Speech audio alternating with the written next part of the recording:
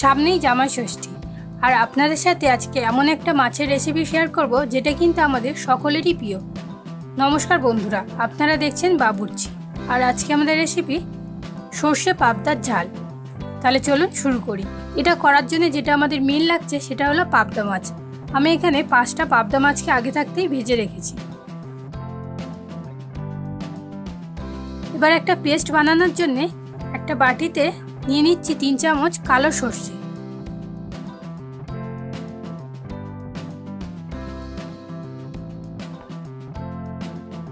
2 চামচ সাদা সর্ষে,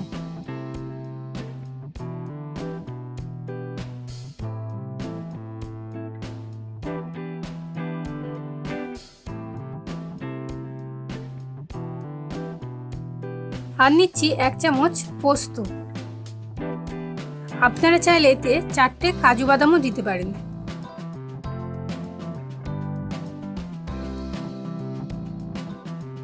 তারপর দিলাম 4টে গোটা কাঁচা লঙ্কা। তারপর একটু জল দিয়ে একটা চামচ দিয়ে এটাকে ভালো করে মিশিয়ে নিতে হবে।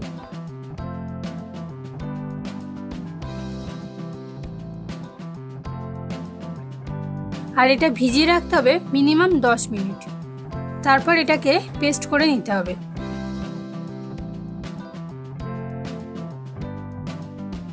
এবার একটা কড়াই বসিয়ে কিছুটা পরিমাণ সরষের তেল দিয়ে দিলাম।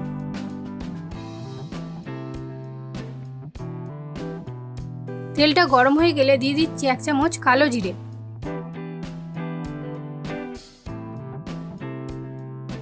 তারপর দিয়ে দিচ্ছি টমেটো পেস্ট। একটা টমেটোকে আমি আগে থাকতে পেস্ট করে রেখেছিলাম। এবার এটা ততক্ষণ নাড়তে হবে যতক্ষণ না টমেটো থেকে কাঁচা গন্ধ বেরিয়ে যাচ্ছে। দিয়ে দিলাম 1 চামচ নুন, 1/2 চামচ হলুদ গুঁড়ো,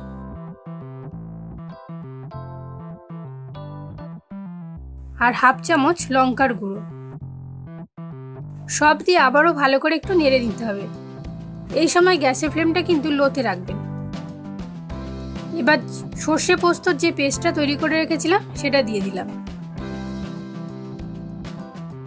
তারপর আবারও ভালো করে একটু নেড়ে নিতে হবে।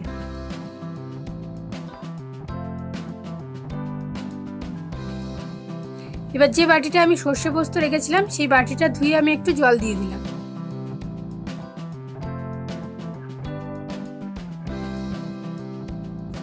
তারপর আবারও একটু কষিয়ে নিয়ে আমি এখানে 2 বাটি মতো জল দিয়ে দিচ্ছি।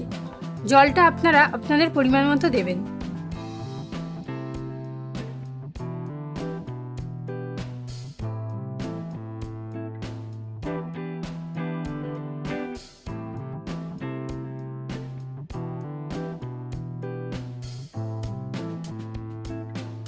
তারপর দিয়ে দিচ্ছি 1 চামচ মতো চিনি।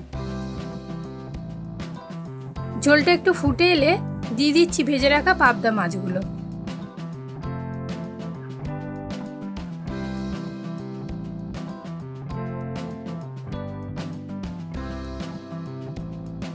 তারপরে দিয়ে দিচ্ছি 7-8টা মতো চেরা কাঁচা লঙ্কা।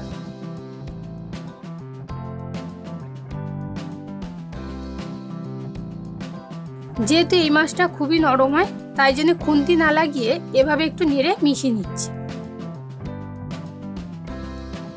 ব্যাস, একটু ফুটে গেলে কিন্তু আমাদের সর্ষে পাবদা একদম রেডি। আমি এবারে একটা প্লেটে সার্ভ করে নিচ্ছি।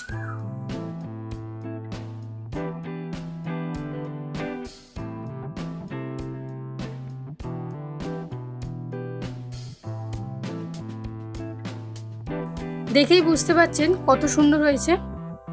আজকের এই ঝটপট রেসিপি আপনাদের কেমন লাগলো অবশ্যই কমেন্ট করে জানাবেন। আজ এইটুকুই, দেখা হচ্ছে পরের ভিডিওতে।